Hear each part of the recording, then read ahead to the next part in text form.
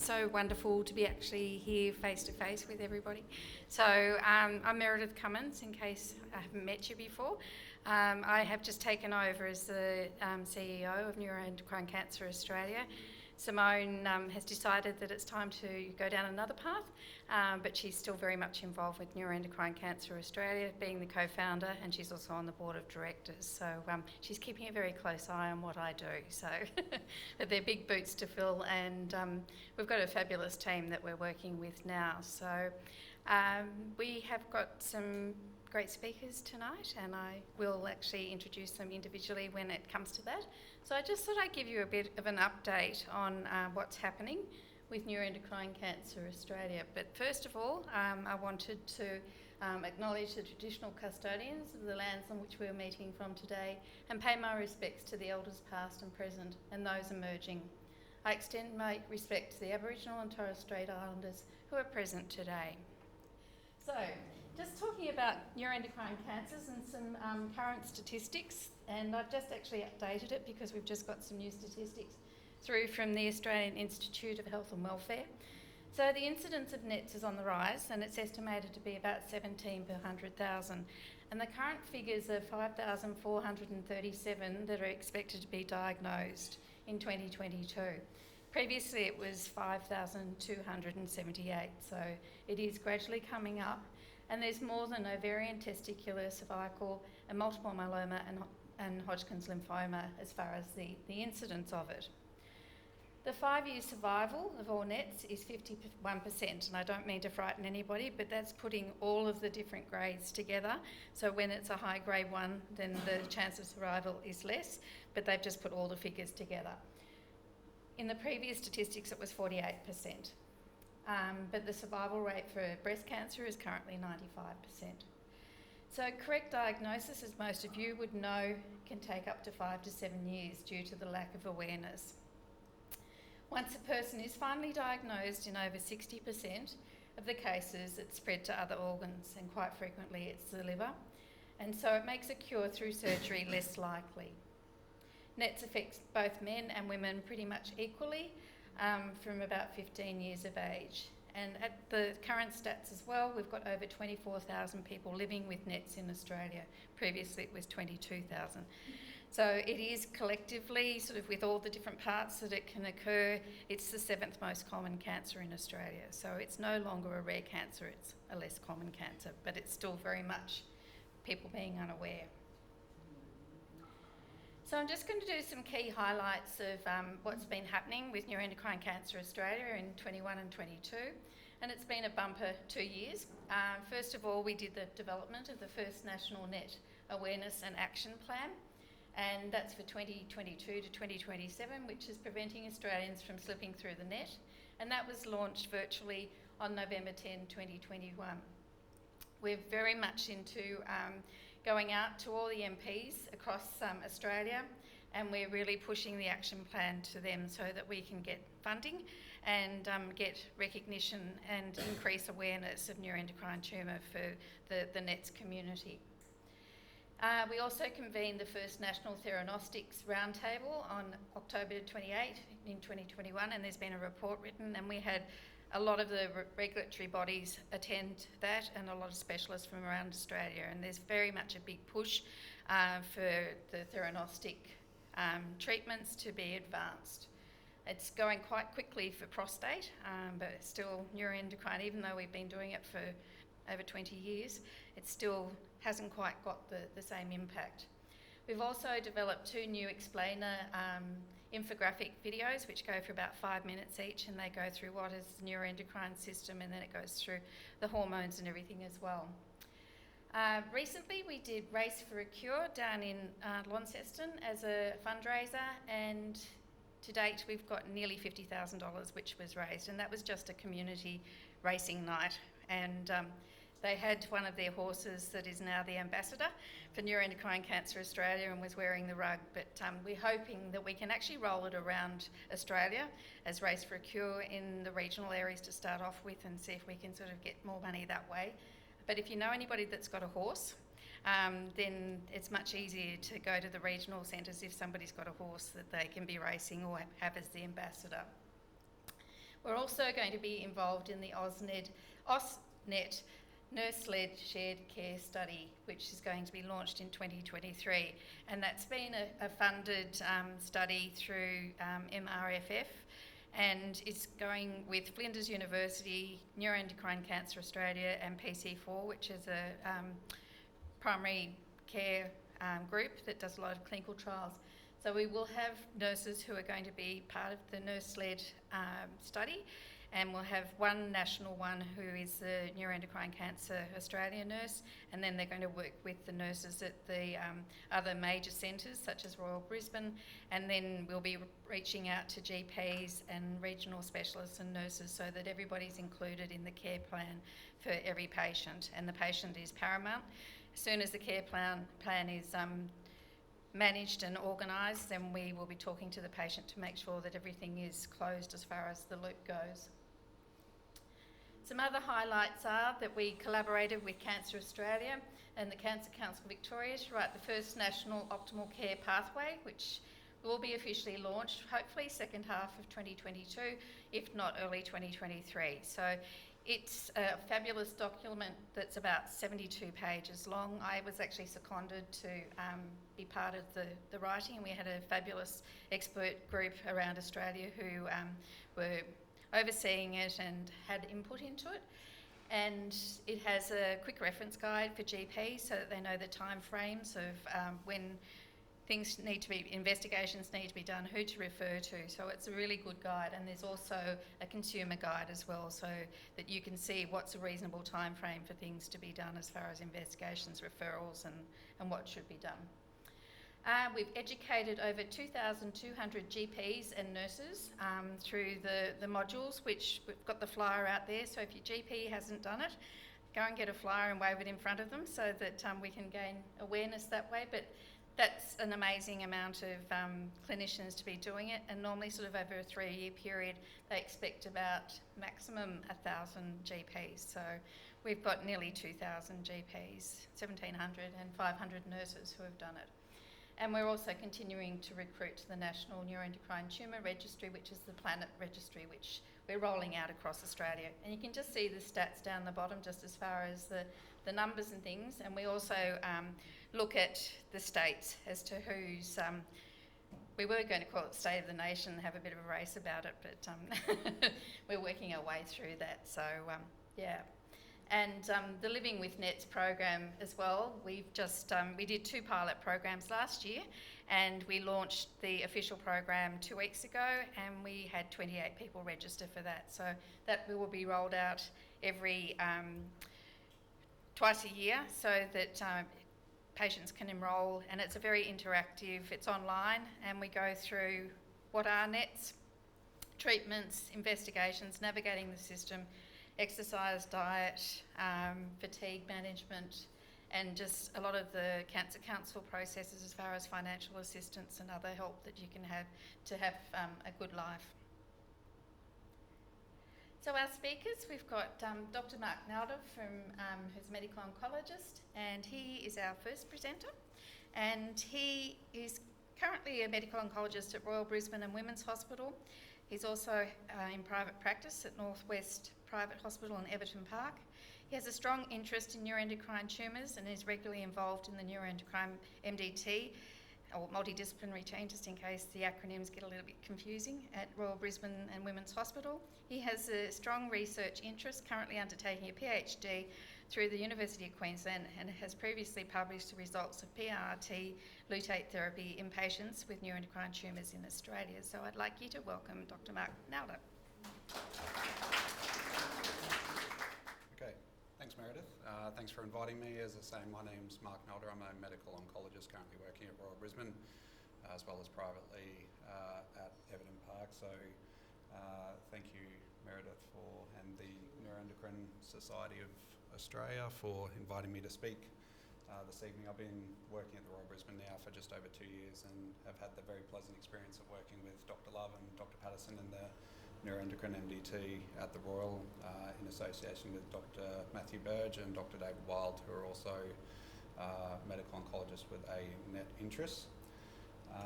So I'd like to start off by just saying that everyone in this room So we all have unique backgrounds, we all have a unique story, we all have, unique medical backgrounds and other things. And the reason I'm bringing this up is all of your, whether it's yourself or your family or your friends who have a neuroendocrine tumour, every single one of your tumours is unique, and your treatment approach needs to be individualised. And I'm going to talk about that in my talk today, but the aim of my talk isn't to give you an extensive review of every treatment available for neuroendocrine tumours. I understand that some of you in the room are very well versed about neuroendocrine tumours and are very up to date with management. But I also am aware that some of you, whether it be your family or yourselves, may not be so familiar with neuroendocrine neoplasms and what the terminology will be. So I'll talk a bit about that today. So this is basically what I'm going to talk about. I'll go over what are neuroendocrine neoplasms and some of the other common questions I get in clinic. I'll talk about the incidence in Queensland and Australia. Meredith has already discussed some of that, but I'll talk about some of the Queensland specific incidents. I'll briefly mention treatment in the early stage and then treatment in the advanced stage, which is where we usually get involved as medical oncologists. Excuse me, could you use the microphone? Oh yes, sure, sorry about that. Yep, can you hear me now? Yeah, okay. And I'll also talk about some local research which has been published from the Royal Brisbane, as well as some clinical trials that are available around Australia. Now, a majority of the talk that I'll do today is available on the neuroendocrine website, a lot of the topics I have, so if you did want to review a lot of this information, I believe a lot of it is available there as well. So to start with, what is a neuroendocrine neoplasm? There's, out in the community, there's a fairly poor understanding about what exactly these are. For most people who get diagnosed, they're not really sure about what exactly a neuroendocrine tumour is or what the neuroendocrine system is. So I thought I'd go across the classification because there has been some changes in the last couple of years. So neuroendocrine neoplasms are generally classified as either neuroendocrine tumours or neuroendocrine carcinomas. So neuroendocrine carcinomas are higher grade tumours. They're commonly more known as small cell or large cell neuroendocrine tumours. They're usually very aggressive, have a very aggressive treatment course, have a relatively poor prognosis, and are generally treated with chemotherapy. Now that's very different to neuroendocrine tumours, which for most people in the room are probably what you're more experienced with. They usually go from grade 1 to grade 3, and they have a different classification, biology, as well as treatment options and prognosis. So there's three main things that we look at when somebody's diagnosed with a neuroendocrine tumour, and the first is, where did the tumour start, or where did it originate from? What is the grade, or the KR67, you may hear that commonly referred to, and what is the stage of the tumour? So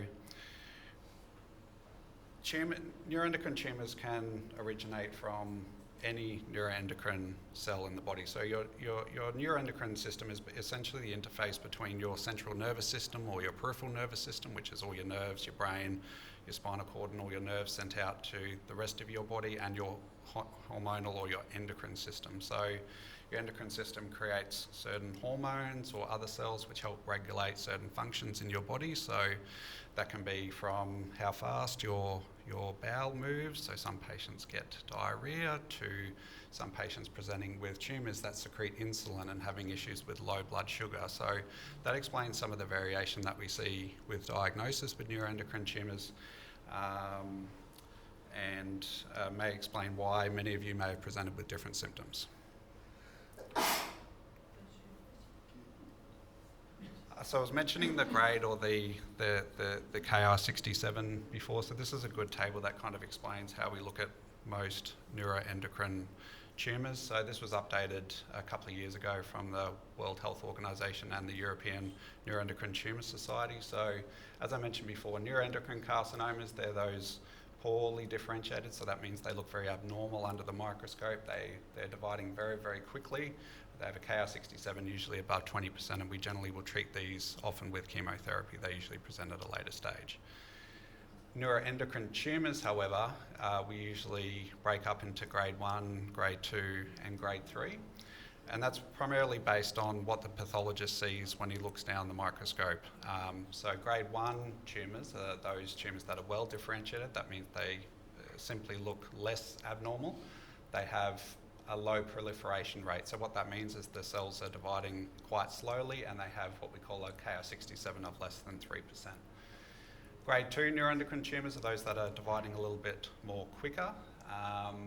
They have a Ki67 usually between 3 and 20%, and grade 3 or higher grade nets are those with a Ki67 greater than 20%. Now I'll go over this because there's important differences in how we manage some of these tumours in terms of if you've got a lower or a higher grade tumour, so I thought I'd mention it now before I go over to the management a little bit later on.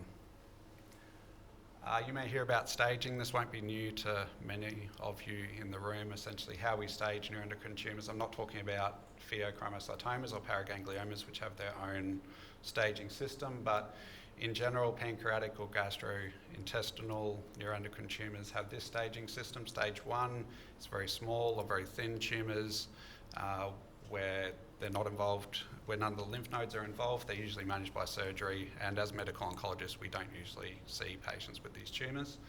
Stage 2 are bigger tumours, still don't have any of those lymph nodes involved, usually once again managed with surgery, and have a slightly higher risk of relapse. Stage 3, the tumour is spread to those regional glands or lymph nodes. They've got the highest risk of relapse, and then stage 4 is when the tumour's moved elsewhere in the body. You may also hear about the TNM classification as well. Thought I'd just go over this briefly. So TNM essentially means tumour, lymph nodes and metastases. So tumour size or tumour depth can go from T1 to T4, T1 being the smallest or the thinnest tumours, T4 being the thickest or the tumours that are invading further through whatever organ it might be in the body. Lymph nodes, as I mentioned before, are whether or not the tumour cells have gone into lymph nodes or not, and then metastases are if the tumour is spread elsewhere in the body. So you may also hear us, or may also hear people talking about functional versus non-functional neuroendocrine tumours, and it's also important for us to understand what if your tumour is functioning or non-functioning, as this can also have important implications in terms of what treatments we may offer you. So around about 20% of patients experience what's called a carcinoid syndrome, and that's a combination usually of diarrhea or flushing and issues with the valves in your heart, and that most commonly affects people with small bowel or lung neuroendocrine tumours, and that's caused primarily due to the excess release of serotonin, which is an active amine essentially in your bloodstream, which can cause these issues with the carcinoid syndrome. Your tumours, most commonly pancreatic neuroendocrine tumours, can also secrete other certain hormones. You can, as mentioned earlier, you can have tumours that produce insulin, causing issues with low blood sugar. You can have tumours that produce gastrin, and you can come in with lots of peptic ulcers and diarrhea, and sometimes, or more rarely, tumours can produce a whole bunch of other hormones such as glucagon or somatostatin or VIP or PPOMas, which can cause an array of different symptoms with either blood pressure or diarrhea or other things. So that's what a functional net is, if you weren't aware of it, and it does have implications on what sort of treatment we'll offer, which I'll talk about later. Meredith touched on this just before. This is the incidence of neuroendocrine tumours in Australia. So as she mentioned, there are just over 5,000 people in Australia diagnosed with neuroendocrine tumours every year, and it's the second most common gastrointestinal tract malignancy, only secondary to bowel cancer or colorectal cancer. And as you can see, there's higher rates than kidney, pancreatic, thyroid or uterine cancer. So although it's rare, it's not really that uncommon. Rates are rising, as Meredith mentioned before. This was some old data back from 2018. There's been some recent data which has showed that this has continued to rise. In Australia, there's a slight male predominance to female with neuroendocrine tumours, but the rates have been increasing in Australia.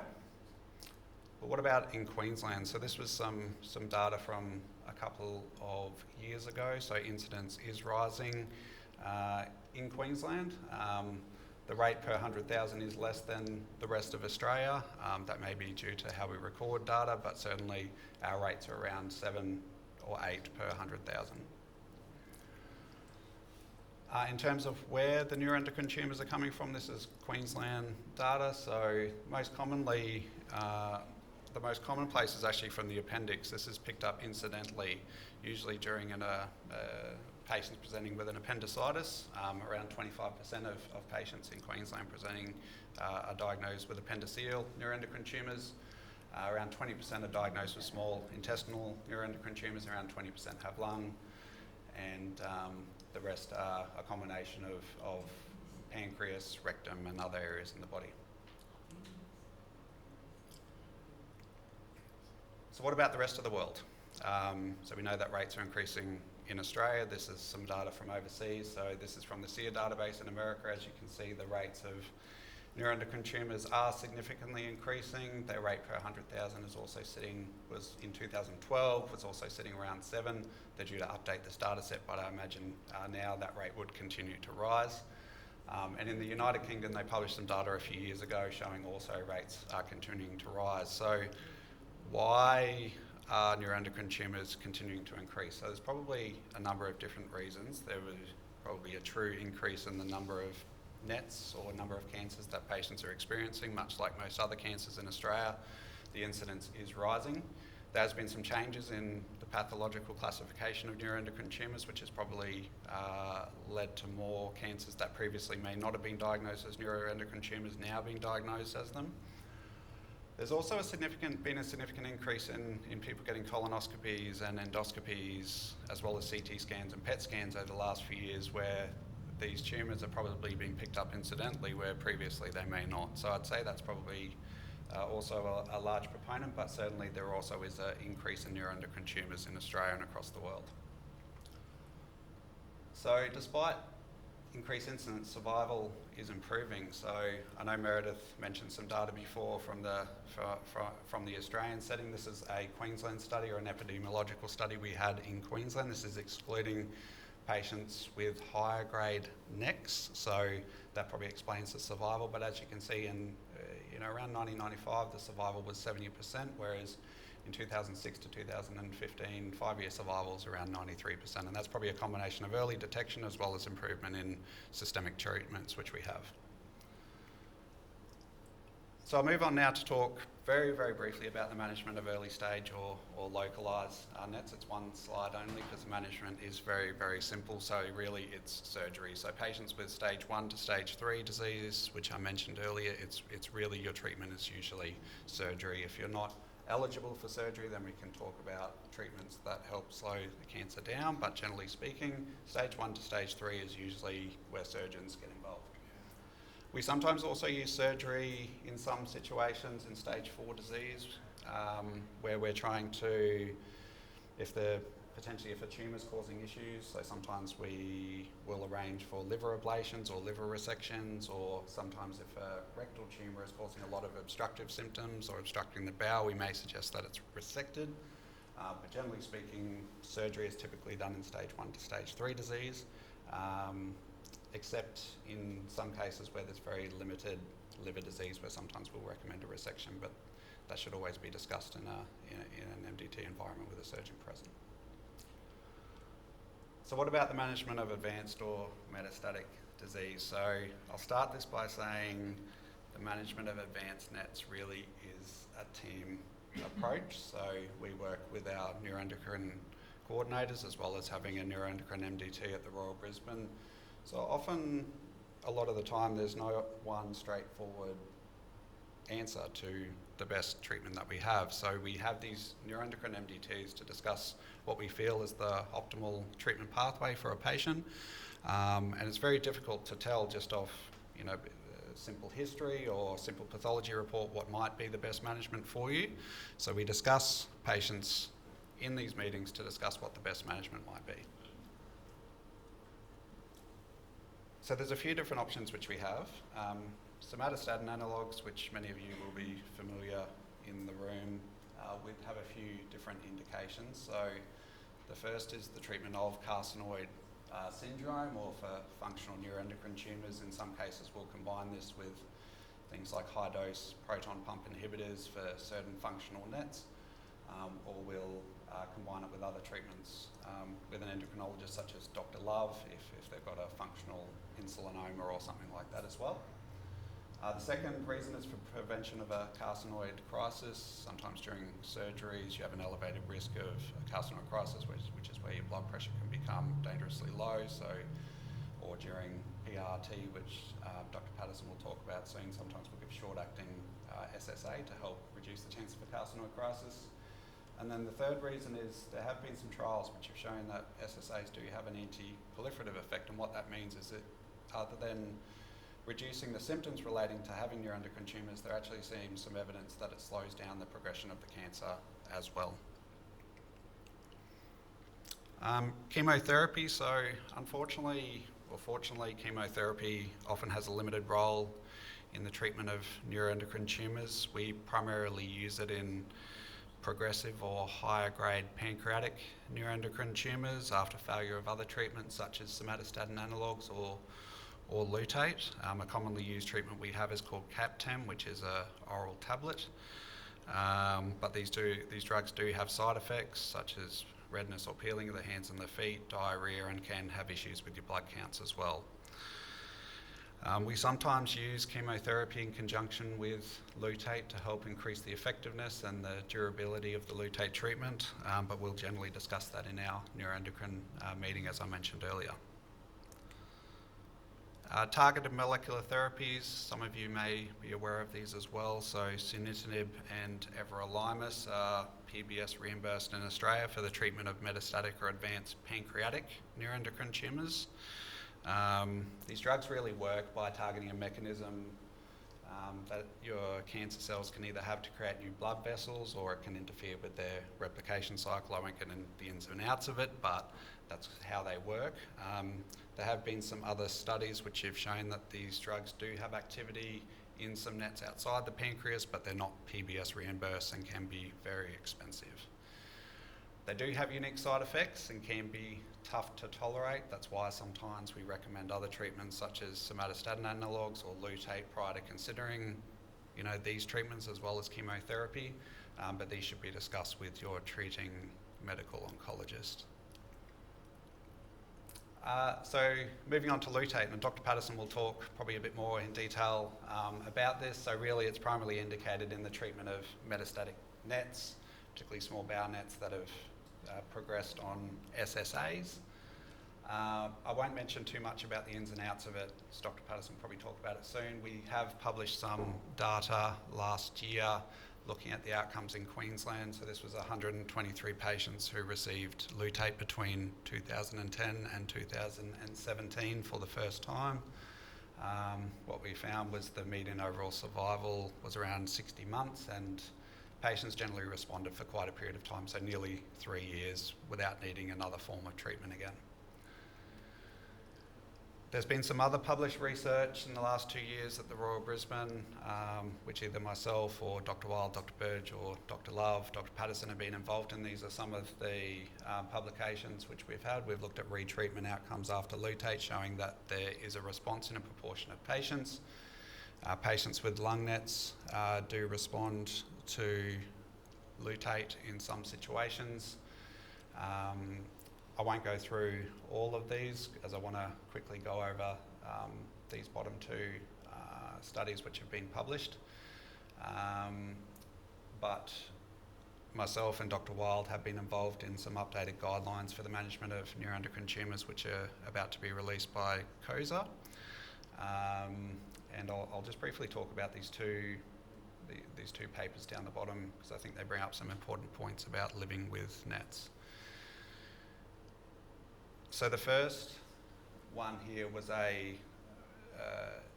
multi-centre study, which was at the Royal Brisbane as well as other sites across Australia, and what this was looking at the unmet needs of patients when they were first diagnosed with neuroendocrine tumours. And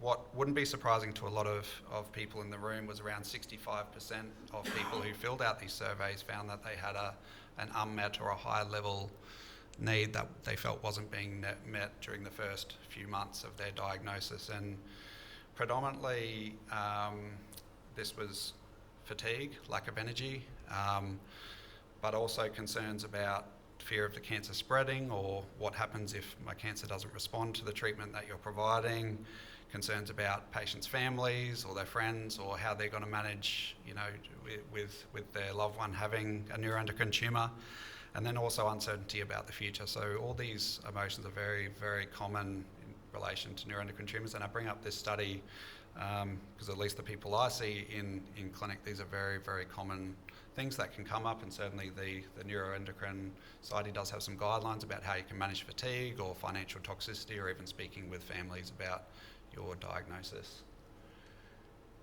And the other study, which I thought I'd touch on briefly, is the economic impact of neuroendocrine tumours. We know that financial toxicity is a real issue for any patient with cancer, and patients with NETs are no different. This was a multi-site study performed in quite a few sites across Australia. They recruited 204 patients after screening around 2,000 patients, and they asked patients to report mean out-of-pocket costs associated with their treatment over a 3-month period. And what they found was that imaging scans, surgery and travel expenses were considered the most common cost burdens, and the mean out-of-pocket costs were around $1,700, and that was just over a 3-month period. That doesn't include loss of time or loss of income because of work and all those other things, so you can imagine that costs do increase over time. And higher financial toxicity was associated with poorer quality of life, with some quality of life surveys that they had. This was increased in younger patients and those who are unable to work due to their diagnosis or their symptoms. So once again, I mentioned this because there is also some resources available on the neuroendocrine side about financial toxicity. So, you can get in contact with a social worker at your local hospital in relation to accessing superannuation, or there are some other options that you may have. There's no easy answer, but I mentioned this study because it highlights a couple of important points. I'm running a little short on time, so there are some clinical trials or registries. Meredith did mention the Planet Registry, which is available to enrol on the Royal Brisbane. There's StopNets trial coming soon, which is looking at stopping SSA after lutate treatment, which is the PI is Dr. Matthew Birch, who works at the Royal Brisbane. There is some trials interstate as well. There's a Compose trial in Sydney and Melbourne, which has been, I think, led by Michael down in Melbourne, which is comparing essentially lutate to chemotherapy in patients with high-grade gastropancreatic tumours. I'll just mention, and Dr. Pattison may be able to talk, but we do treat patients with high-grade tumours sometimes, provided they're appropriate. And there's a couple of other trials here. All of these trials, though, can be found on the Neuroendocrine Australia website. So if you want to look these up, it's certainly an option. And I do understand that in some of these trials interstate, they may fund travel as well, if that's something you want to look into. And just finally, I'll talk quickly. Immunotherapy, get asked this all the time in clinic. Everyone wants to know about immunotherapy. Unfortunately, the trials have been really disappointing immunotherapy in most NETs. The largest trial was something called Keynote 158 that had just over 100 patients with advanced NETs enrolled, and unfortunately only 4 patients responded to a drug called pembrolizumab. The most activities in higher grade NETs or NECs, and most future trials are sort of revolving around that. There was a trial I mentioned earlier, this MOST circuit trial, which is running interstate, which is looking at immunotherapy, but for the most part it's not that effective, and for most NETs I wouldn't recommend it. Thank you. Sorry, I went a bit over time. So our next presenter is Associate Professor David Pattison, and he underwent dual specialty training in both endocrinology and nuclear medicine at Royal Melbourne Hospital, Austin Hospital and Peter MacCallum Cancer Centre in Melbourne.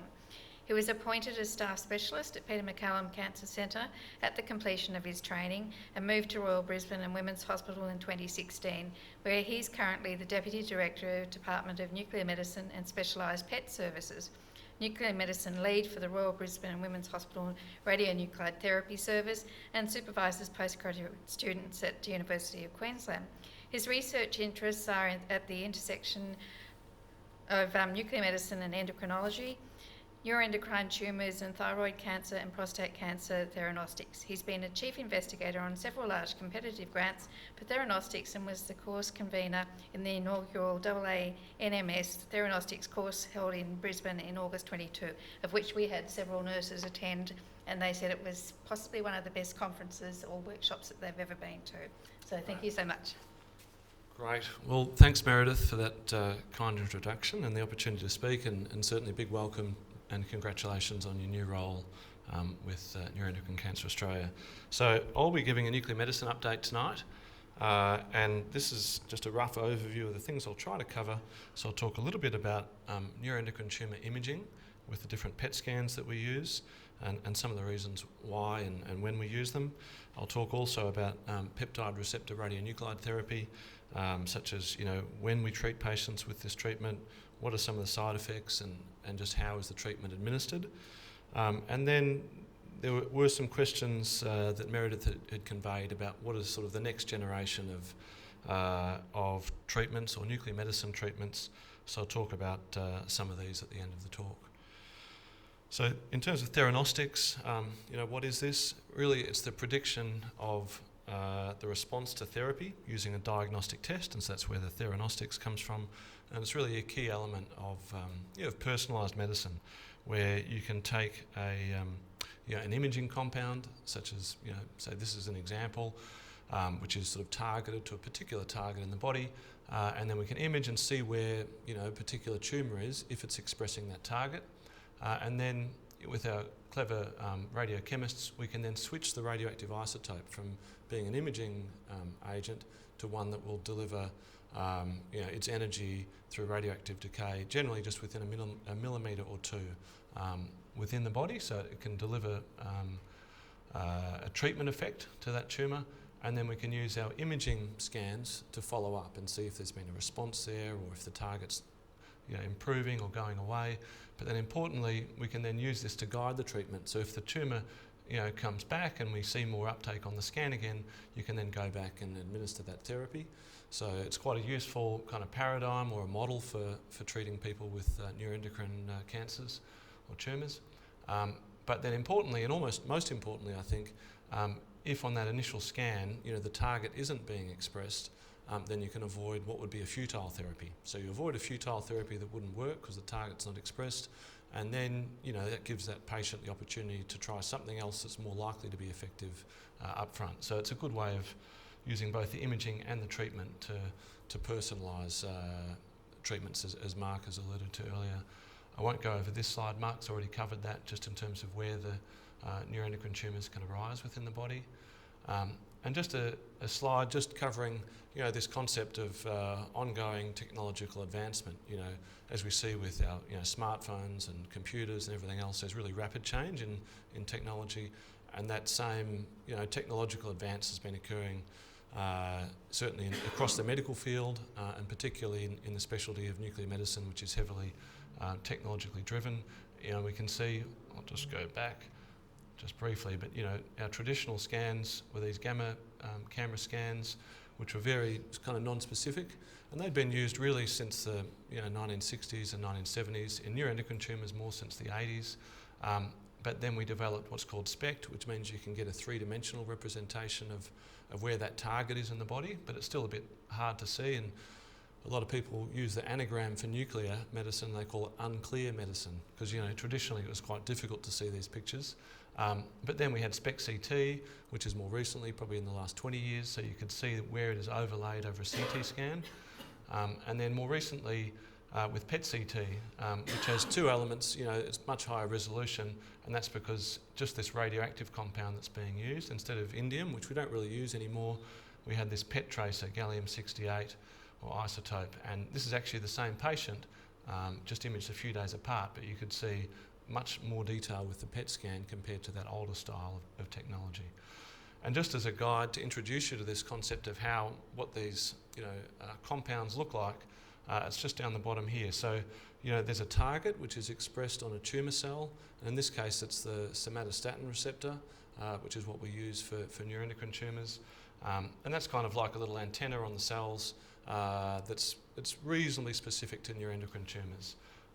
And then the compound that we use via the imaging or therapy, it involves a peptide, which is octreotate or DOTA octreotate with a linker, and then we attach to that this radioactive isotope. And so It's kind of a bit like a key fitting into a lock, and we can just change the kind of the key ring from being something for imaging to therapy and different kinds of therapy. So it's just a model of when I talk about different imaging or treatment agents, that's just a way to imagine that. So gallium dotatate PET. So there's been big changes here. Now it's more widely available at a lot more sites than when I was first giving these talks, where it would just be in one or two centres.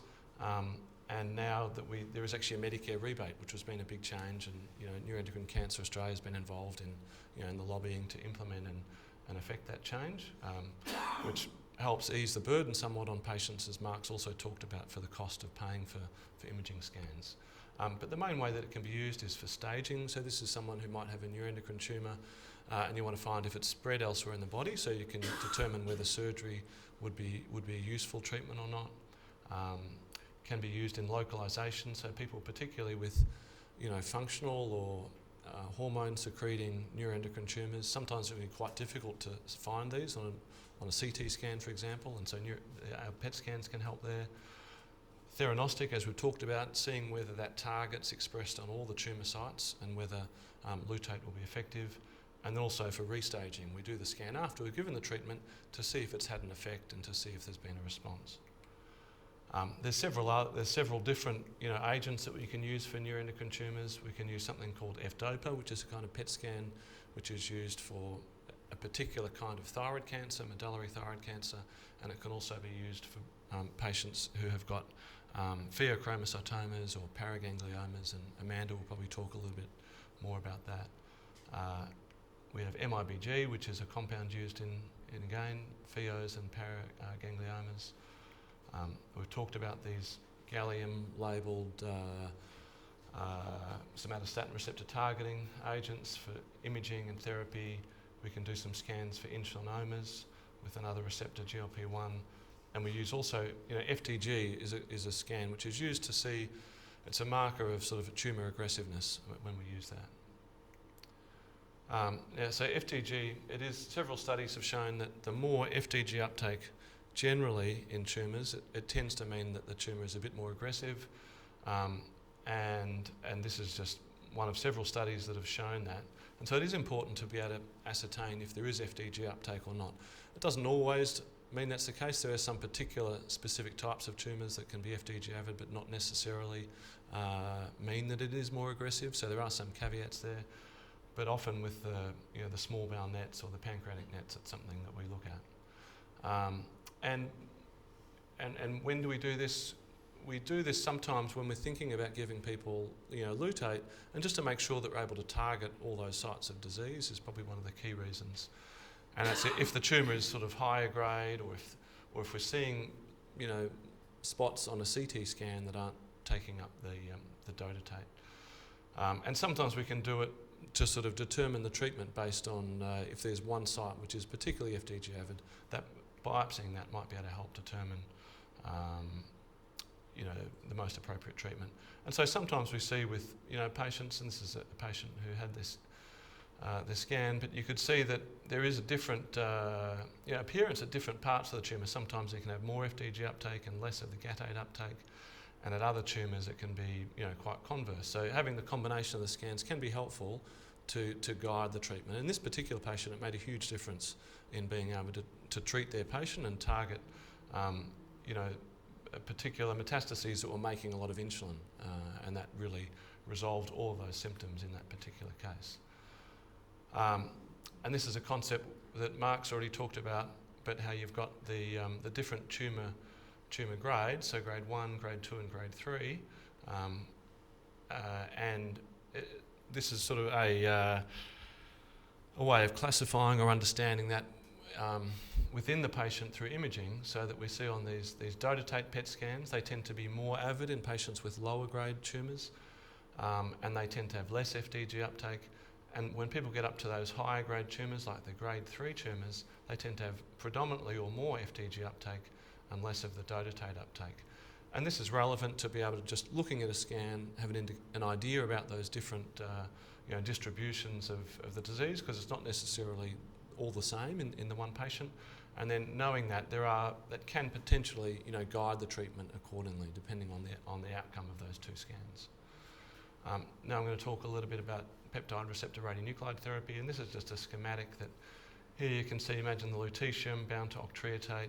This is a receptor in the cell surface of a neuroendocrine tumour, and that when that binds, it gets internalised into the cell, and then it releases that what's called a radioactive beta particle that can cause damage to the DNA of the tumour, and then can lead to a treatment response. I won't go in any great detail, but this was one of the key major trials that was published in the New England Journal of Medicine, a really big medical journal back in 2017. And it just showed in patients that were suitable for lutate, and their tumours had been growing and other criteria are met, that had superior responses in delaying further growth of the tumours. And then more recently, this is a trial that was looking at people with pancreatic neuroendocrine tumours. And this is just 2 months old, but it was a randomised controlled trial, showing again an improved response using lutate compared to sunitinib, which is a drug for pancreatic neuroendocrine tumours. So these are two big trials that have quite an impact on the way that we treat patients with neuroendocrine tumours. In terms of some of the reasons why we use a treatment, what are the indications?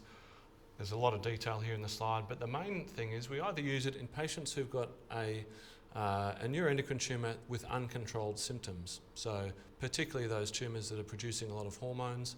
If those hormones are causing a lot of really refractory symptoms impacting on the person's quality of life, that can be an indication to use lutate in that setting. But the most common cause, and often it can be a combination of the two, is if after doing the scans we can see that there's been growth of that tumour over time, particularly in the last 12 months. And sometimes in people with higher grade disease, if there's a large tumour burden and you want to make sure it doesn't grow too much, sometimes you'll treat them up front. There are a few reasons it's not suitable for everyone, so there are issues depending if blood counts are low in particular and some other features. And when we talk about the side effects, the reason why we do have these criteria for treatment is if there were no side effects, we'd give it to everyone with neuroendocrine tumours, we'd put it in the water. But because there are obviously side effects, we have to carefully weigh up the pros and cons. And so people can have a tumour, you can think that it would be a potentially suitable treatment, but because there can be significant side effects, we need to make sure that the treatment's tailored. And sometimes we tell patients that we'll wait and we'll review that decision down the track. It's generally very well tolerated with just transient nausea. Sometimes people can have discomfort at the site of where, if there are particularly large tumour sites, can be associated with fatigue during the treatment. And sometimes people can have a slight loss of hair, nothing like more traditional chemotherapy, but just some thinning of the hair can occur. The more significant risks are those of myelodysplasia, which is like it can cause a bone marrow cancer. And this is probably the main reason why we don't just give it to everyone. We know that clearly in the right patients and according with those trials, it has a significant benefit. But this is a potential risk, and it varies from between 2 to 5% of patients. But as you can see from the trials, in the right, appropriately selected patient, it has really dramatic benefit despite this small risk. And sometimes people can have a hormonal flare. So if they've got a lot of hormonal symptoms, either carcinoid syndrome or they may have insulinoma with low blood sugar levels, and giving lutate, it can really stir up the tumours and make them release more of that hormone as the tumour's damaged. And so it's something that we're just aware of, and so sometimes we'll keep people in hospital for a period or do other preparation just to make sure things are optimised before we treat them. So what does it involve at the Royal Brisbane? Generally, patients will come into the hospital and have an initial consultation with the nuclear medicine doctors, and this will be after their case has been extensively discussed at that multidisciplinary team meeting with Mark and Amanda being present. And so often cases can be presented there several times before we make a decision we think it's worthwhile treating them.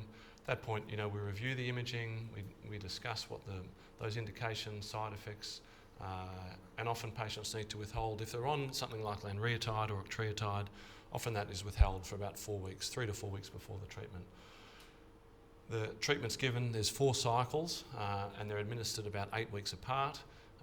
It involves just a day admission for a couple of hours. They have a drip put into the arm, receive an amino acid infusion over 3 to 4 hours. The lutate is run through over about 15 minutes. And then the following day, people come back to have a post-treatment scan and check in with the doctors just to make sure that everything's gone okay. And throughout this whole period, it's important to maintain clinical follow-up and that close connection, with your treating medical oncologist. Just about the next generation of treatments.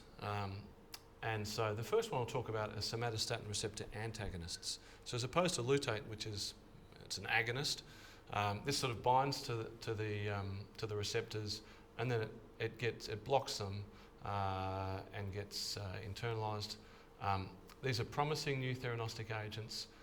It can deliver up to 10 times the tumour dose compared to lutetium dotatate in these early trials from back in 2014. And this is just an example of the same patient that had traced a dose of both treatments, and you can see there was more uptake with the newer version than the older one.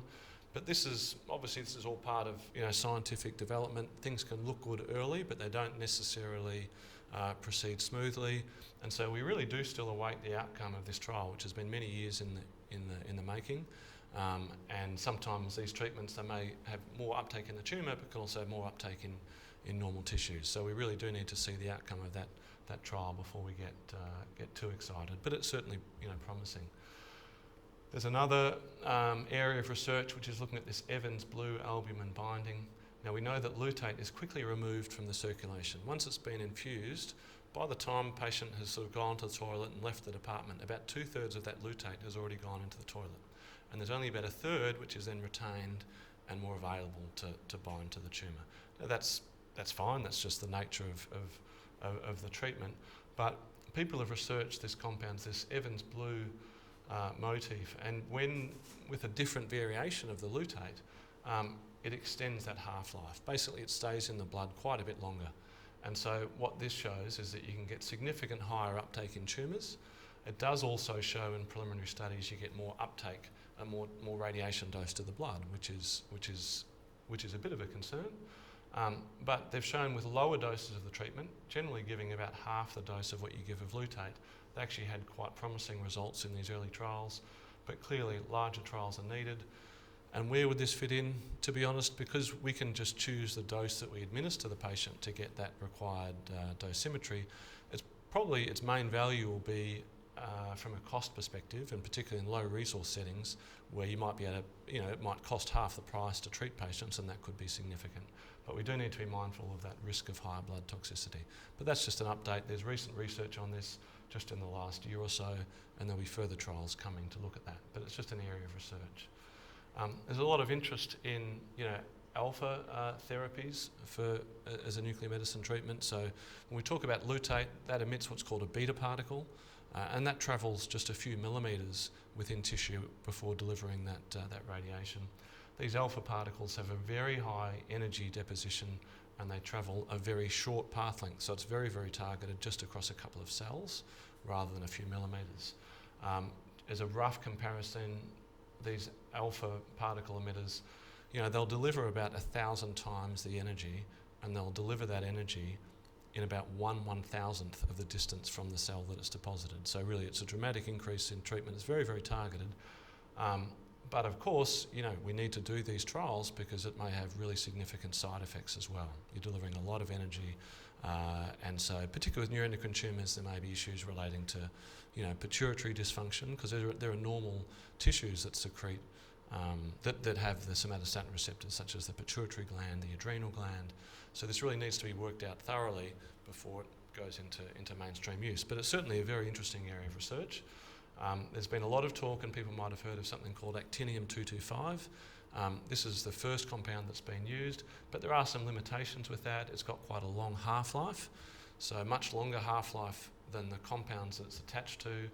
It's quite complex production. There's very much a limited worldwide supply. It's only made in a few reactors around the world. And because there's this quite a long, protracted process of this radioactive decay via multiple other isotopes, there is a risk that you can have off-target toxicity, because that compound can end up in other places rather than where you want it to go. There is a newer compound, lead-212, even though people don't like the idea of being injected with lead, it's actually, you're giving a minute dose, so much so that it's kind of just a couple of molecules and has no biological effect. But that's sort of a question that a lot of people have. It's got a half-life that's really matched to the actual ligand. So if you're complexing it with octreotate, that sort of physical half-life is similar to the radioactive decay. It's very fast and simple radiochemistry. It can be made in a generator, so it can be scalable and shipped around the world. And it's got far fewer daughter isotopes, just 2 of these, and they all break down. Actually, that process occurs within an hour. And so, anyway, we're quite excited about this. There's some research that we're involved in at the Royal Brisbane in prostate cancer, but we've been discussing with some producers about looking at bringing this into the neuroendocrine tumour space as well.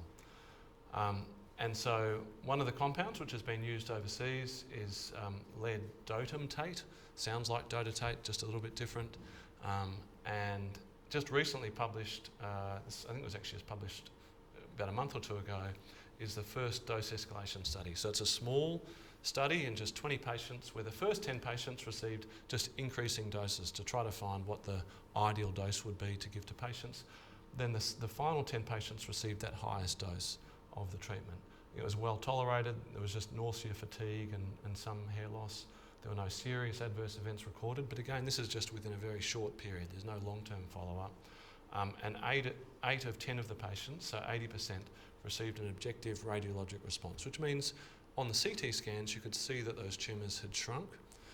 And by comparison, in the NECA-1 study, which used lutate, that outcome was just seen in 18% of patients.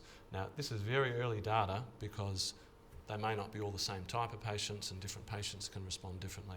But it has generated some promising early results, but there needs to be bigger trials to validate that. And there are some other compounds similar to this, such as this one from Viewpoint Molecular Targeting in the US, and they're just starting their phase 1 trial, which looks promising. And this is just one example. This was in the publication. They always show the best outcome, but it certainly looked very promising that this patient had an excellent response. That was one of the 10 patients. So at that point, I'll wrap it up and just reiterating that we use PET imaging with both dotatate and FDG for different indications or reasons. With PRRT or treatment with lutate, it's a well-established, very effective treatment, and it's the first-line radioactive treatment that we use for people with NETs. It's used for people with uncontrolled symptoms or if the tumour has been shown to be growing. It's well tolerated but can have a hormone flare, and this myelodysplasia, although it's quite a low risk, and it tends to happen many months or even years after the event, but it's something, that's just a reason we only treat people when they fulfil those criteria. And then there are these next generation treatment options. These are all very much squarely in the very early stages of research, but it's always good to know that there are other treatments that are being worked on, and hopefully, at least one of those will show results down the track. So with that, thank you very much for your attention, and we'll be able to take some questions at the end. Our last speaker is Dr. Amanda Love. And Amanda is an endocrinologist at the Royal Brisbane and Women's Hospital. She has a particular interest in endocrine oncology and served as an endocrinologist at the Royal Brisbane Women's Hospital Neuroendocrine Tumour Multidisciplinary Team for over 10 years. Her patients include those with endocrine sequelae of previous cancer treatments, secretory syndromes in patients with neuroendocrine tumours, and a large proportion of patients with inherited pheochromocytomas and paraganglioma syndromes. So thank you so much, Amanda. And Thanks, Meredith, for inviting me to speak. Meredith has told me that what you guys would be interested in hearing about is hereditary neuroendocrine tumour syndromes. So hopefully this is useful, and please let me know if there's anything that we need to clarify. Now, first thing I want to tell you about is this wonderful resource called EviQ. If you're not familiar with EviQ, it stands for Evidence and Quality, and it's from Cancer Institute New South Wales, and it's got wonderful patient and carer information for tumours and for hereditary conditions in particular. So this is just the facts for people and families with multiple endocrine neoplasia type 1, but there's one of these fact sheets for lots of different conditions, and it's all in language that's pretty easy to understand and would be useful for you if you or your family suffered from one of these conditions. So I'll refer to these guidelines quite frequently in my talk. So first, I just thought I'd mention briefly patterns of genetic inheritance, because this is something that people don't always understand. All of the tumour types that I'm going to be talking about today are inherited in an autosomal dominant fashion. There are also these other types that I've written down the bottom, but I'm not going to talk about those, so I won't explain those in detail. But autosomal dominant means you only need one bad copy of the gene to get the disease. So if you've got 2 copies of a gene from mum and 2 copies of a gene from dad, they each give you 1 copy. And if you've got a bad copy and a good copy, there's a flip of a coin as to whether you get the good or the bad. The other parent probably has 2 good copies, so you get 1 good and either 1 good or 1 bad from your parents. And so the child in an autosomal dominant condition has a 50% chance of inheriting the genetic mutation and therefore being susceptible to the disease. The other really important thing to know about is something called penetrance. And penetrance is actually the percentage of patients with the mutation who actually then go on to develop the disease. And it's not 100%, so not every single person with a mutation will actually get the cancers or the tumours associated with that mutation. And then the final thing is that actually sometimes it depends which parent you inherited the mutation from. That's particularly with pheochromocytoma and paraganglioma syndromes. If you get the mutation from your dad, you have the disease. But if you get the mutation from your mum, you're a carrier of the disease, but you never actually get disease as a result of that mutation. So, Mark has already discussed this, but neuroendocrine neoplasms are a very diverse group of tumours, and I'm not talking just about neuroendocrine tumours, but actually benign tumours that arise also in these neuroendocrine systems throughout the body. Neuroendocrine cells, as Mark said, are simply cells with potential to make hormones, and they occur throughout the body from the brain to the pelvis, and they can be, as I said, benign or cancerous, and they're typically slow growing and well differentiated. So, first I'd like to talk about gastroduodenal pancreatic neuroendocrine tumours. This is the first group of hereditary tumours. And the first thing to say is that most of these tumour types are actually sporadic, and sporadic means they are not associated with a genetic mutation. However, 10%, only 10%, are associated with a genetic mutation, and the vast majority of those are related to MEN1. There's also something called MEN4, which has a very similar phenotype to MEN1 or presentation in the patient, and that's the patients with MEN1 have about a 70% risk of developing one of these gastroduodenal pancreatic neuroendocrine tumours, and those with MEN4 have about a 25% risk. Von Hippel-Lindau have a lower risk, 12%, and then the neurofibromatosis and tuberous sclerosis patients have a very low, probably only a couple of % risk. So we don't even do surveillance for those patients. I'll talk a bit more about MEN1 and MEN4. So these are both autosomal dominant, as I discussed before, and they're both coding for tumour suppressor proteins, and those are proteins that are involved in the turnover of the cell. So if you've got something that's very important with stopping the cell from turning over and replicating, and that gets damaged, then cells replicate more quickly, and that's when tumours can form. The patients with these 2 conditions both develop parathyroid, usually just adenomas, so those are not cancers, but that causes high calcium in the blood, and almost everyone, 95% of people with an MEN1 mutation and probably about 90% with MEN4 will develop hyperparathyroidism. So if you have not had high calcium in your blood, then it's very unlikely that you probably have one of these inherited syndromes, because almost everyone gets it. About 70%, as I said, will get the pancreatic neuroendocrine tumour in MEN1, a bit fewer in MEN4, 25%, and about the same number of patients get a pituitary tumour, about 30 to 40%, which is usually benign. MEN1 is also associated with tumours in other locations like the adrenal cortex, the lung and the thymus, and also a benign brain tumour called a meningioma. And really importantly, and one of the messages I just want to get across is that patients with jejunal, ileal, appendiceal and other sort of rare locations, those are not associated with MEN1. It is only the pancreatic and the duodenal and the gastric nets that are associated with MEN1. So unfortunately, patients who do have the MEN1 mutation have an approximately 10-year shorter life expectancy from their relatives who don't have the mutation. And this is mainly because of thymic neuroendocrine tumours and pancreatic neuroendocrine tumours, and that unfortunately causes their death early. Previously, gastronoma with perforation was a cause of morbidity and mortality. But now that we've got proton pump inhibitors and somatostatin analogues like lanreotide and sandostatin LAR, these patients have excellent outcomes because of the reduction in secretion due to those medical therapies. Surveillance in these genetic conditions saves lives. So the EviQ website that I mentioned earlier has comprehensive guidelines that doctors like me follow when I am seeing patients with this condition. So there are guidelines which are recommended for doctors to be following in terms of blood tests on a regular basis, imaging on a regular basis, and they are all available on that EviQ website. And I often give myself a quick refresher before the patient walks in to make sure we've got everything up to date that needs to be done. The points with MEN1 are that when you're having your parathyroidectomy, which as we said almost everyone does, if you remove the thymus gland, which is in the neck right near the parathyroid glands, that actually stops you mostly from developing a thymic net, which is one of the bad ones. So that's a good thing to do at that time. And the resection of pancreatic neuroendocrine tumours, once they are a critical size, is also important.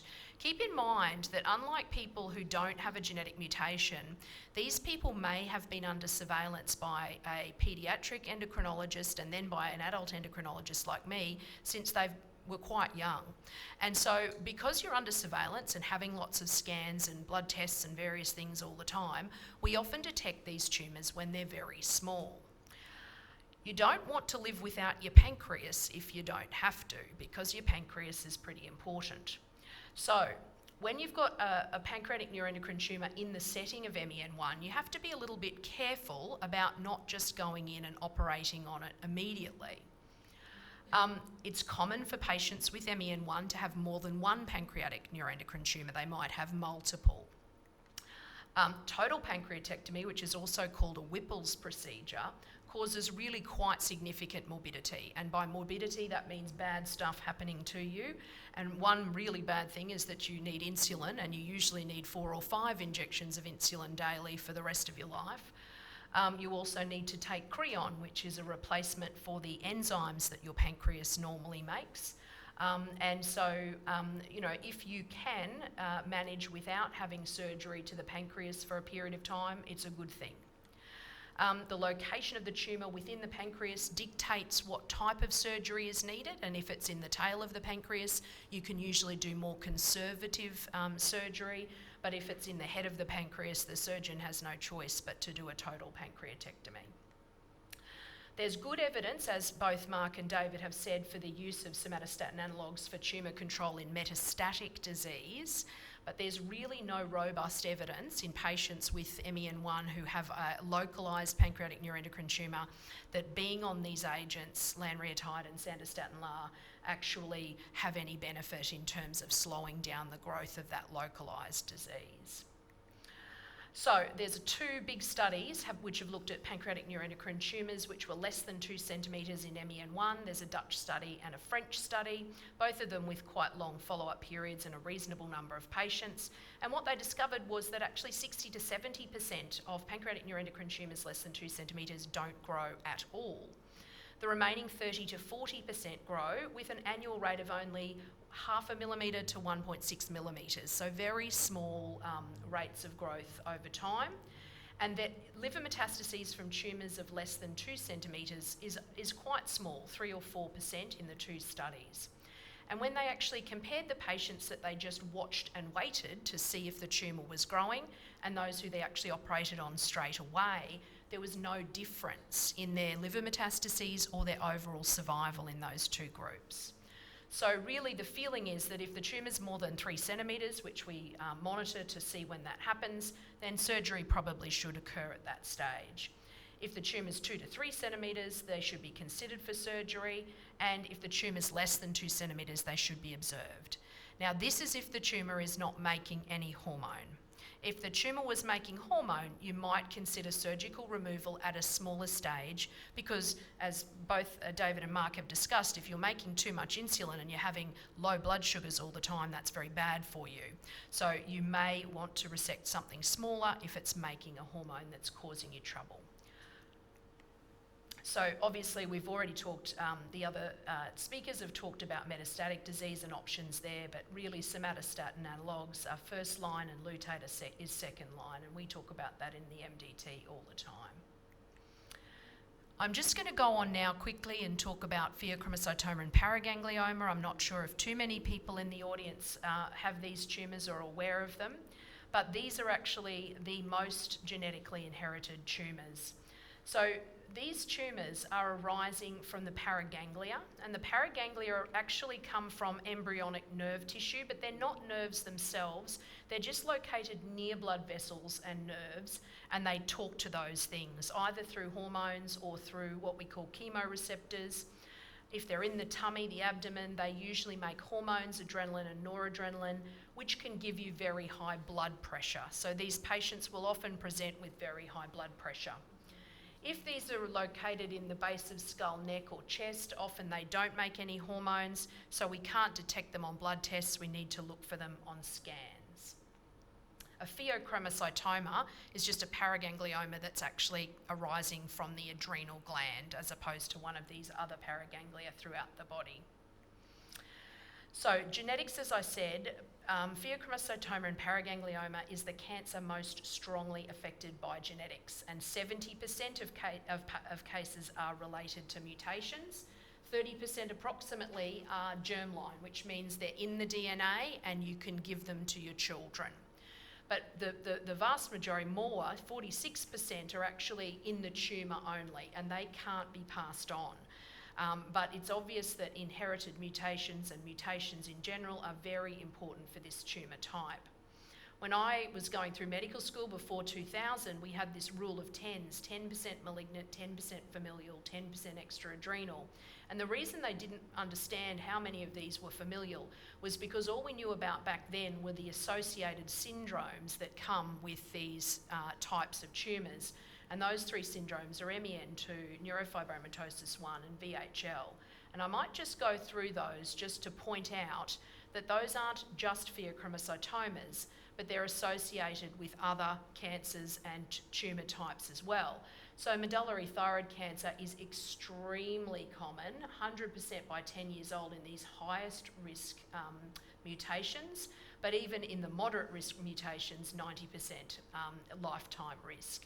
So almost everyone with this will have a medullary thyroid cancer, except that we jump in if we know they've got this mutation and take out their thyroid gland at different ages depending on risk to prevent them from getting this cancer. Pheochromocytoma, you can see there in the middle, has different penetrances with different genetic mutations, and we do screening for that to look for them. And these patients also develop hyperparathyroidism with high calcium in the blood. Neurofibromatosis 1 is a clinical syndrome, and they get skin changes with these cafe au lait spots, freckling in the armpit or groin, and these neurofibromas, which are just benign lumps on the skin related to a nerve ending. They also get some eye changes and some bony lesions. So this was a syndrome that doctors could identify. VHL again is a clinical syndrome where they develop some hemangioblastomas, which are blood vessel tumours throughout the brain, spinal cord, or in the back of the eye. And they can also have renal cell cancers as well as the pheochromocytomas. So patients with these multiple manifestations were identified and caught, you know, as having a syndrome. It's only more recently that we've had an expanded genetic panel of tests. So now when I see a patient with one of these conditions, if they've got any of those criteria for one of the syndromes, you would just test for the syndrome. But if they don't, and if they've got a paraganglioma of any sort, or if they were diagnosed with a pheochromocytoma under the age of 50, we would do a gene panel to look at a selection of genes to try to work out exactly what was going on with this patient. And the genetic panel, usually we send to Peter McCallum in Melbourne. They test for 16 genes on the one panel, and after we exclude the patients having one of the syndromes, we would check, as I said, anyone with a paraganglioma, anyone with a pheo under age 50, or anyone over 50 with some high-risk features. And we wouldn't do the panel in older patients with a pheo with no high-risk features. If there was a relative with a known mutation, we would just check for that rather than doing the full panel. SDH mutations are the mutations that have become much more well known. The first one was identified in about 2000, that was SDHD, and these mutations are all associated with pheochromocytoma, paraganglioma, as well as renal cell cancers, gastrointestinal stromal tumours and pituitary adenomas. And we can have a look at the removed tumours from these and look under the microscope and see that these have a particular staining pattern which helps us to identify these patients. And unfortunately, patients with SDHB mutation have quite a high risk of malignancy. So I'm not going to go through all of this in detail, but this is an example of the number of tumours, the risk of these tumours in all of the different SDH mutations. And interestingly, A, B and C, doesn't matter which parent you got it from, you can develop the tumour, whereas you see here with D and AF2, these are paternally inherited patients only who develop the disease. So depending on which mutation you have, I will tailor my management because some mutations are more likely to cause malignancy, others are very unlikely to cause malignancy. And so using the genetic information, we can tailor our treatments. There's surveillance guidelines in EviQ for all of the syndromes that I've talked about, which are too complex to share with you today, but I certainly always refer to them, as I said, when I'm seeing a patient with one of these conditions. And we've talked about treatment of the neuroendocrine tumours, but similarly with paragangliomas and pheochromocytomas, we use medical treatment to stop them becoming too hypertensive, and then we surgically remove the tumours if that's possible. Sometimes watchful wait is best, so that is something you'll hear often from us with these tumour types, that sometimes it is actually better to watch and wait than to jump in immediately with surgery. Lesions that are increasing in size, of course, we should do something about those. So whether that's surgery, radiotherapy, and radiotherapy in this case can be certainly with lutate, but also there are other options for that as well. So I think that's all I had to say, and very happy to talk to everyone about any questions. Thanks. Thank you. Yes. I just wanted to know about surveillance and reoccurrence. So if you have had a NET and had it removed, like is there stats on reoccurrence, or is it too early to tell? Yeah, so the question was just in relation to sort of surveillance follow-up after, I assume, resection of a neuroendocrine tumour. So generally the surveillance would be up to the relevant surgeon who's done your operation, and there are some guidelines to follow either from the US cancer guidelines or the European guidelines in terms of what things can be recommended. The thing I'll say is it should be tailored towards whatever your neuroendocrine tumour is and what the risk that the particular surgeon or whoever has done the surgery feels that the risk of recurrence is. There are statistics relating to different neuroendocrine tumours and types, and some can recur very early and some can recur quite late. But you know, the advice I would give is speak to the surgeon who has done your operation and talk to them about whether they feel that, you know, just following you up and managing and monitoring you in terms of your symptoms, or whether they feel that following up imaging is appropriate or not. Sometimes people want scans or MRIs or PET scans, which often aren't reimbursed by the PBS, and you may be up for a lot of costs without really much benefit. So I would say speak to your surgeon about those things. There are some guidelines to follow, but every surgeon's individual in what they think is the best sort of course of action. Does that make sense? Yeah. The doctor, the neuroendocrine doctor, asked her to do like a diabetes pinch to see where the blood sugar level is. Yep. If it's less than 10, it's not sugar or not diabetes, I think so. And every day she does it, and she gets blood number. Say 6, 5, 6. But the GP says it's diabetes, so she's confused. Just a finger prick is not a very good test for diabetes. The best test for diabetes is either having a sugar drink test, where they take blood out of your arm before you drink the sugar 1 hour and 2 hours after you drink the sugar, or they can just do a blood test where they check for something called HbA1c, which is a 3-month average blood sugar. And if it's high, that suggests you have diabetes. If people who have mild diabetes are on a healthy diet, often their blood sugars when they do that finger prick are fine. But if you have an abnormal response to drinking sugar and your blood sugar goes very high when you drink sugar, that meets criteria for diagnosis with diabetes.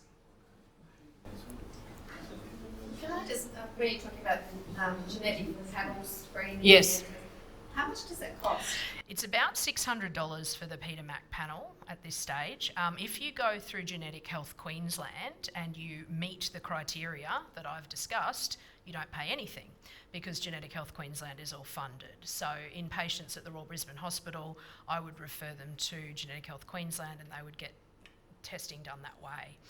I'm not entirely sure what happens in the private system, but I'm pretty sure patients pay for that testing if they get it done privately. So there is an advantage to coming through the public system there. Yep. I live on the Gold Coast, and I've seen a gastroenterologist in the hospital and also a surgeon. But is there someone that I can go to be under their care long term? Because if they cut it out and I feel like I need someone else, like a specialist to go to, like to get checked out over time, just for linking up what's actually happening in the body. Yeah. I guess it depends. That would depend on what your tumour was, which you perhaps don't want to talk about in front of everyone. Different.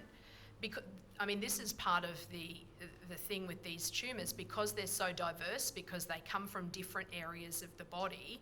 Different specialists look after different types of these tumours. So it is very dependent on exactly what type of tumour it is. If it's a gastric tumour, would I see a gastroenterologist for that? I would think so. Yeah. And is there a good gastroenterologist that is familiar with NETs that you can recommend? Or? Do you recommend anyone at the Royal? I think we don't particularly recommend anyone.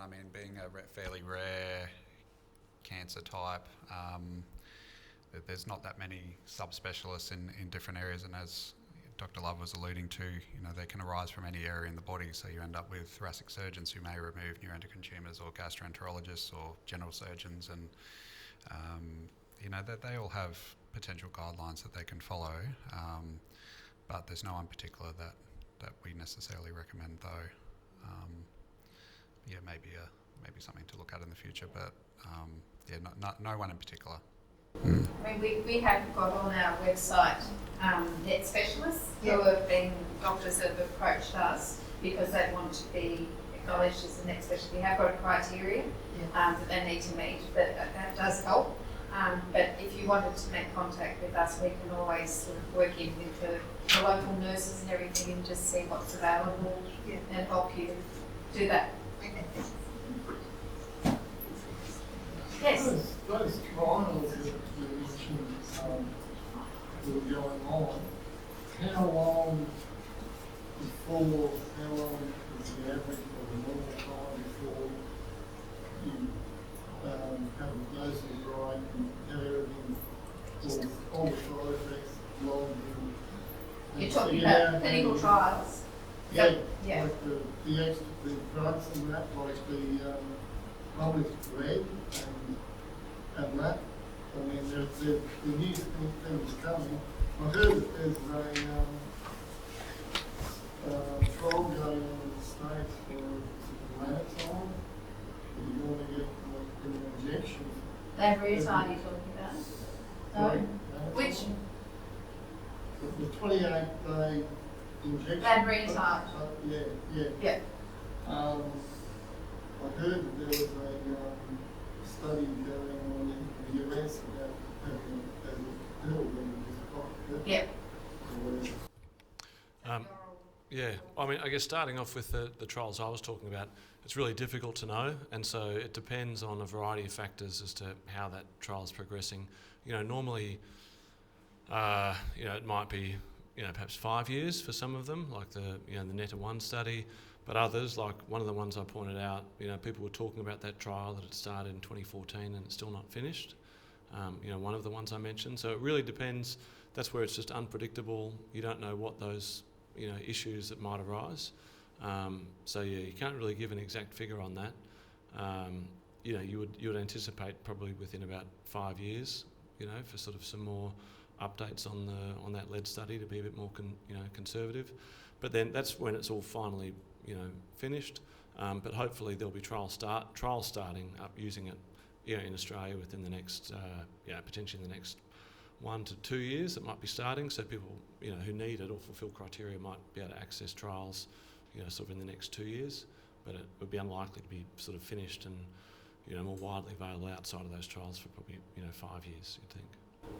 And I think they were finding with the oral, I mean, as I said, it's still in trial phase and everything, but the absorption, they're not 100% sure sort of whether that's going to be as good, because the injection sort of it's a different absorption, but if you've got diarrhea and everything, then you might not be retaining it quite so long. Yeah. We'll go up the back first. With high serotonin levels mean that the tumours are growing?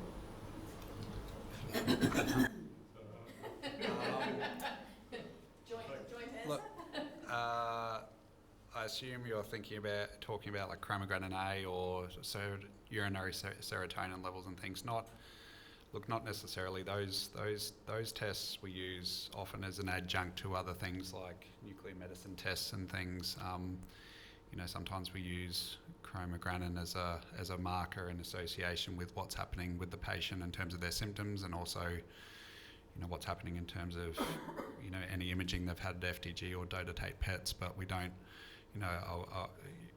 I tend not to use just a marker on its own to make a decision. You sort of need to put the whole picture together. So, those markers as well can go up and down daily and be affected by diet and other things, particularly the urinary serotonin levels. So, once off, they do go up and down a little bit as well. So, people sometimes do become anxious about the number. But it's just something that we look at in collaboration with everything else, how you're feeling or what the scans show. Yep. Stay. Question to anyone: what are your thoughts on patients having additional biopsies, say like 4 years since they've been diagnosed and they've had different treatments, be it chemo or lutein that's been quite successful? Do you ever see like KI67 scores change, or is it beneficial for patients to have additional biopsies down the track? Yeah, so the question was about repeat biopsying sort of years down the track after you've had initial one. Sometimes I would answer that. Sometimes it's appropriate. Sometimes lower. Rarely. Sometimes the lower grade neuroendocrine tumours can become more aggressive and the trajectory of the cancer can start growing quite quickly, and then in that case sometimes we'll we'll re-biopsy if we think the tumour's changed significantly. But even the lower grade, sometimes, as David was mentioning in his talk, even lower grade tumours can sometimes become more aggressive and start growing very quickly as well. So, it's probably something to discuss, with your treating physician or treating oncologist, but it is something that we do on occasion. But sometimes we'll do FDG and dotatate scans as well, which can sometimes give us a lot more information than even a biopsy can. Yeah. I'll just add into that as well that often when it happens, there's only in rare circumstances where we'd do that. So most often, or if that was recommended, it'd generally be in the situation where it's to solve a particular problem that your oncologist or as part of the team they were thinking they wanted to solve something. It's not something that we'd routinely recommend, because every time you do a biopsy, there's a risk associated with that, etc. So it's more often it'll be directed, or your oncologist might be thinking in combination with the results of certain scans or the way the tumour was behaving, because there might be a slight change, but it wouldn't actually impact. Like every time you sample anything, there might be a minor change, but it wouldn't actually change what anyone would do. It would only if there was a major change in that KR67. So it'd be rare to see a patient's KR67 drop. No. I mean, so it could, but it might be 5, and then you might retest it somewhere because it will vary right throughout the tumour. I guess if you test it somewhere and it's 5, you test it somewhere else and it's 2, you test it somewhere else and it's 8. That won't influence what you do, and you're just sampling different spots, if that makes sense. So it's more, that wouldn't change how anyone would manage, the tumour. It's more interpreting it in the context of the scan, what the uptake, how it varies in different areas. And it's more if there was a big change, and then it might be significant if it had been 3 and then it was now 50, that's when it will change what you do. But yeah, that's more the context, yeah. Thank you. Whilst you're there, Dave, can I just ask about copper? Yep. As far as PRT, can you give an update on what might be happening in Australia or not? Yeah, sure. So with copper, 64 and copper 67, that can be used for imaging and for treatment when it's linked with. I've been involved in some research with a compound called sartate, which again sounds similar. It's a bit like dotatate, but it happens to be a compound that binds quite well with the copper.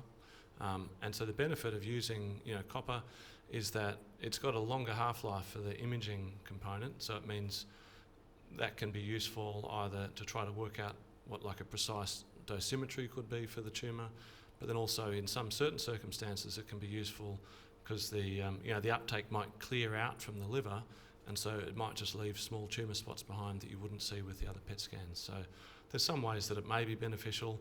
The exact role hasn't really been worked out in great detail yet. It's one of those situations where it's preliminary stages, but yeah, that's certainly an area that's being looked at, and yeah, another area of development, but not fully, not sort of the main game just yet. What's the significance between serotonin and a chromogen A marker? What's the differences there? What's the big there? That's a hormone question. That's a hormone question. Chromogranin A is just a marker of just about any neuroendocrine tumour. So chromogranin A is elevated if you have any of the tumours, whether they be benign or malignant, that I've been talking about, whereas serotonin is very specific to carcinoid syndrome. So serotonin is metabolised in your body to something called 5-HIAA. And we do a urinary 5-HIAA to look for the serotonin level, because the metabolite of serotonin is much more stable. Serotonin goes up and down like this in the blood all the time. And if you try to take a serotonin level, which there is a blood test called a platelet serotonin, you just don't know where you are in the jumping up and down schedule. If you and this is exactly the same when we're doing the metanephrine, so this is adrenaline and noradrenaline. Again, they go up and down in the blood like that.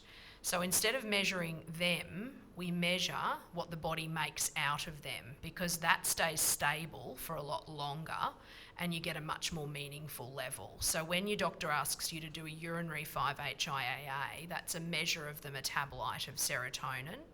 And we can look at that over time to see whether perhaps it seems to be increasing or decreasing. It's not a perfect test. Unfortunately, if you eat certain foods, it goes up. You know, there's a whole lot of stuff that interferes with it, so it's not perfect. Neither's chromogranin A. Chromogranin A is elevated if you're not fasting. It's elevated if you're on a proton pump inhibitor like Somac or omeprazole, which pretty much every person's on, it seems, these days. So, you know, there's certain things that interfere with any of this testing. They're not perfect tests, and that's why we don't, you know, none of these tests are black and white. You know, none of these tests give us a definitive answer. They're a bit of a guide to sort of say, well, are things moving this way? Are they staying flat?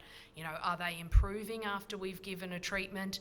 But they're not, you know, obsessing about a number on one of these tests is not helpful. So the chromogranin that's between 20 and 100. Yep. You want to be somewhere a lower figure. If you're over 100, it's not looking too good.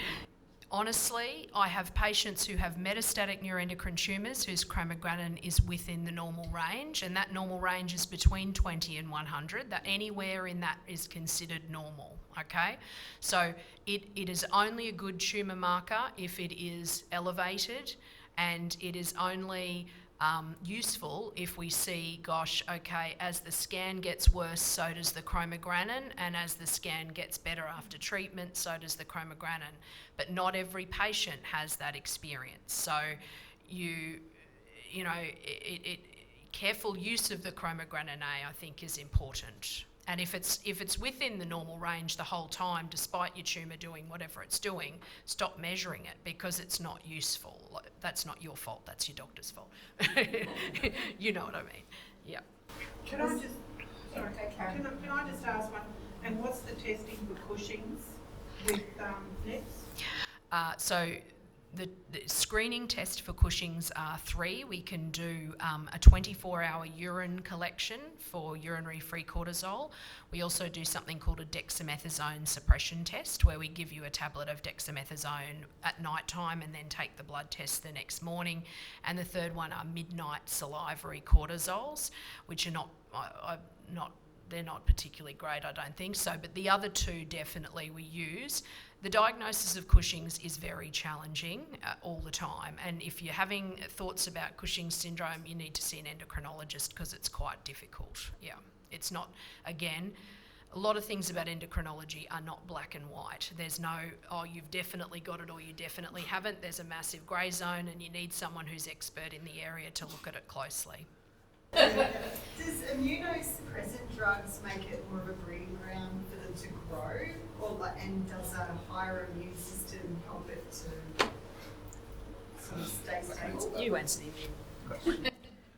So the question was in relation to whether or not immunosuppression leads to cancer growth, or elevating the immune system does the opposite. So we know that immunosuppression in some situations does lead to an increased rate of some cancers. So some patients, for instance, who are, have organ transplants, who are on immunosuppression for that to prevent rejection, often end up with certain types of cancers which are associated with that immunosuppression.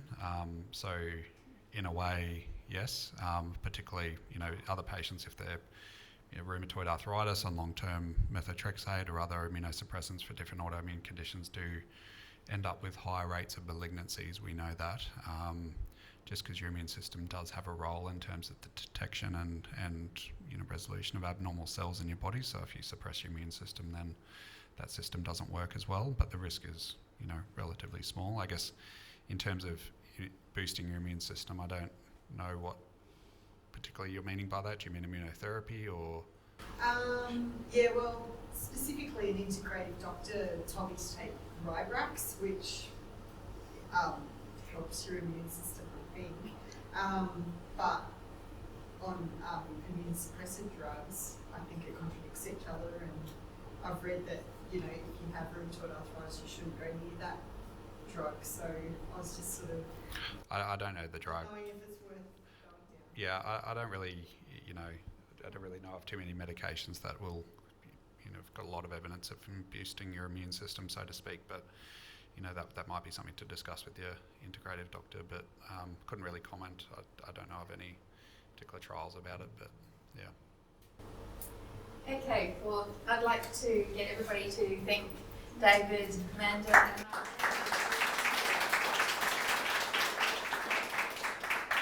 fabulous.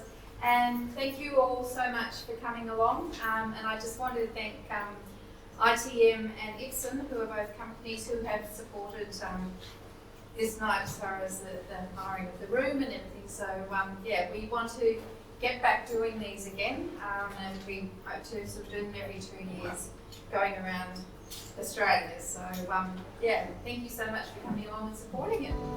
Thank you. Thanks, Meredith.